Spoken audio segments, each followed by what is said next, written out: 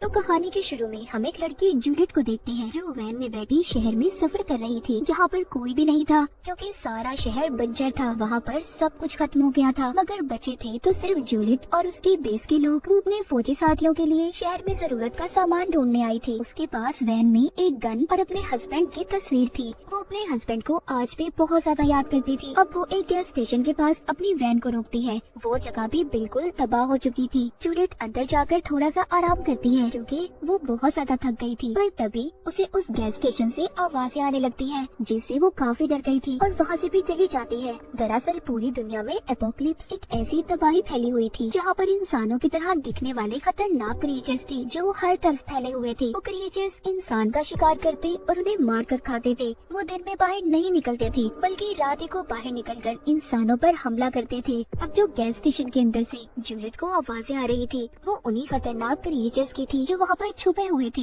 जिसके बाद जूलियट दोबारा से अपनी वैन में बैठती है और अपने कमांडर से भी इंटरकॉम पर बात करती है। वो भी जूलियट को क्रिएचर्स के बारे में बताते हैं और ये भी कहते हैं कि वो अपना काम ध्यान से करे। यहाँ पर जूलियट के इंटरकॉम की बैटरी खत्म होने वाली होती है, साथ ही रात भी होने वाली थी, इसीलिए वो अपनी वैन को एक छोटे रास्ते से ले जाने लगती है। थोड़ा आगे जाने पर उसे एक और वैन दिखाई देती है जहाँ पर एक आदमी जख्मी हालत में था। वो जाकर जब उसे देखती है तो वो जूलियट को बताता है कि कल रात मेरे ऊपर एक क्रिएचर ने हमला किया। उसी ने मेरा ऐसा हाल कर दिया है, मैंने उसे अपनी वैन में बंद किया हुआ है। पर वो आदमी बहुत ज्यादा दर्द में था, इसीलिए वो जूलियट को खुद को मारने का कहता है क्योंकि उस आदमी से दर्द बर्दाश्त नहीं हो रहा था। जिसके बाद वो उस जख्मी आदमी की वैन में जाकर उस क्रिएचर को मार देती है और जरूरत का सामान लेकर बाहर आ जाती है। बाहर वो आदमी भी मर गया था। अब बस रात भी होने वाली थी, इसलिए जूलियट जल्दी से अपनी वैन में बैठकर अपनी बेस की तरफ जाने लगती है। जब वो जा रही थी तो रास्ते में वो अपने हस्बैंड जैक की तस्वीर को देखते हुए उसका ध्यान भटक जाता है और उसकी वैन का एक्सीडेंट हो जाता है। तो साथ ही यहाँ से कहानी जाती है पास्ट में, जब सब कुछ ठीक था, जब दुनिया ऐसी नहीं थी। जूलियट को हम एक आर्ट गैलरी में देखते हैं जहाँ पर वो पेंटिंग्स को देख रही थी। वहीं पर वो जैक से पहली बार मिली थी जो उस आर्ट गैलरी का मालिक था। आकर जैक उससे पूछता है कि तुम्हें वो पेंटिंग पसंद आई, जिस पर वो कहती है हाँ शायद, क्योंकि जूलियट यहाँ पर किसी पेंटिंग को देखने नहीं बल्कि वो तो यहाँ पर फ्री का खाने पीने के लिए आई थी। जैक भी उसकी बातों से समझ गया था कि उसे पेंटिंग्स के बारे में कुछ भी नहीं पता। वो उससे कहती है कि बाहर बारिश हो रही थी, मैं तो बस इसलिए यहाँ पर आई थी। पर जैक उसकी बातें सुनकर कहता है मैं जानता हूँ तुम्हें यहाँ पर गॉड ने भेजा है क्योंकि वो हमें मिलाना चाहते हैं। जिसके बाद वो जूलियट को एक पेंटिंग दिखाता है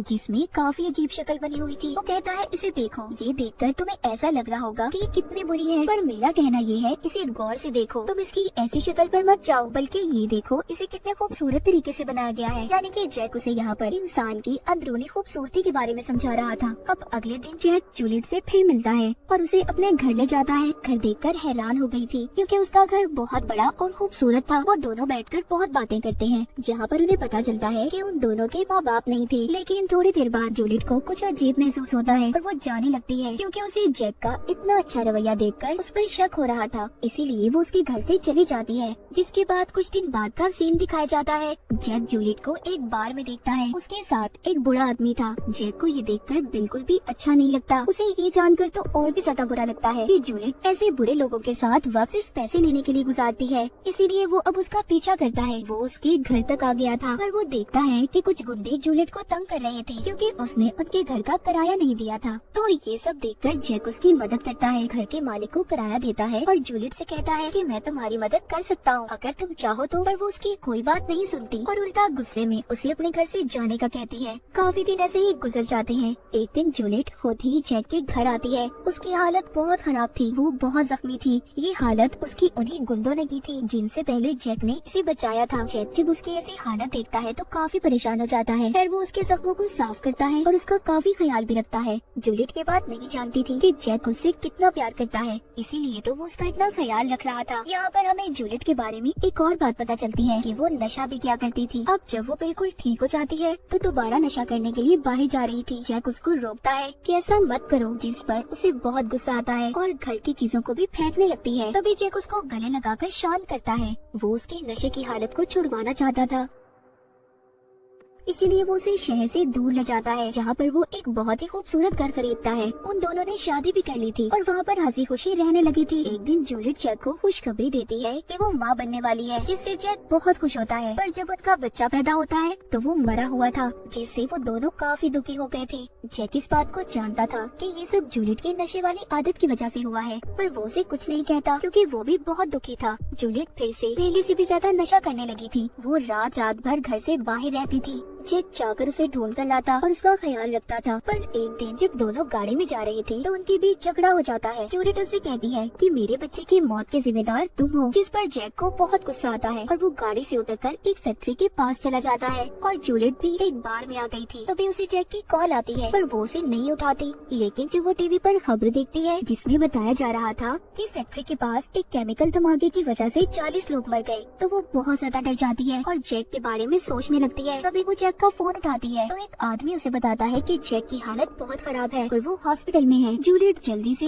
हॉस्पिटल जाती है। वो जाकर देखती है जैक एक कमरे में था जिसकी हालत बहुत खराब थी, जिसे देखकर अब जूलियट को पछतावा हो रहा था कि अगर उनके बीच झगड़ा न होता तो जैक की ऐसी हालत न होती। खैर जब ये जैक के पास जाती है तो वो बोल तो नहीं सकता था, इसीलिए वो एक बोर्ड पर उसे आई लव यू लिख कर देता है, जिसे देख जूलियट को बहुत रोना आता है क्योंकि अब उसे जैक के प्यार का एहसास हो गया था। वो उसे खोना नहीं चाहती थी। जूलियट को पूरा यकीन था कि वो ठीक हो जाएगा, उसे कुछ नहीं होगा। अगले दिन जब वो हॉस्पिटल आती है तो वहाँ पर जैक नहीं था। उसके पूछने पर हॉस्पिटल वाले बताते हैं कि वो मर गया है और उन्होंने उसकी लाश को जला दिया क्योंकि वो पूरी तरह से इन्फेक्टेड हो गया था।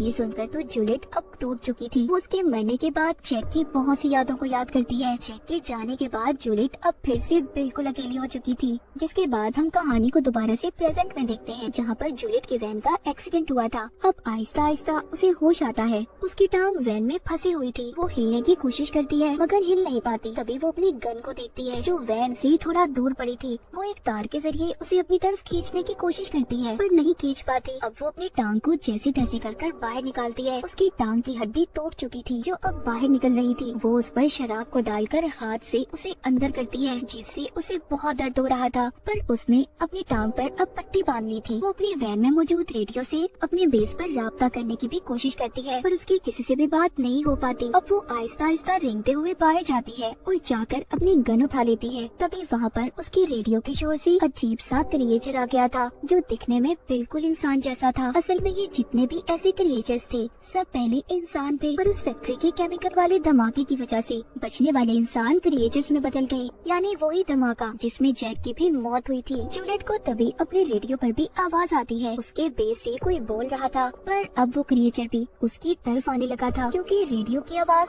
उस क्रिएचर को जूलियट की तरफ खींच रही थी। तभी जूलियट उस रेडियो को अपनी वैन से दूर फेंकती है, जिससे वो क्रिएचर भी रेडियो के पास जाकर उसे उठाकर दूर फेंक देता है। जिसके बाद जूलियट कुछ ट्यूबलाइट्स को भी बाहर फेंकती है, जिससे अंधेरे में देखा जा सकता था, ताकि उनकी मदद से रेडियो को ढूंढ सके। उसे रेडियो मिल तो जाता है, पर साथ ही उसे क्रिएचर ने भी देख लिया था, जो उसका पीछा करने लगता है। जिसे देखकर जूलियट दोबारा से अपनी वैन में आ जाती है और अपनी गन लेकर क्रिएचर का इंतजार करने लगती है।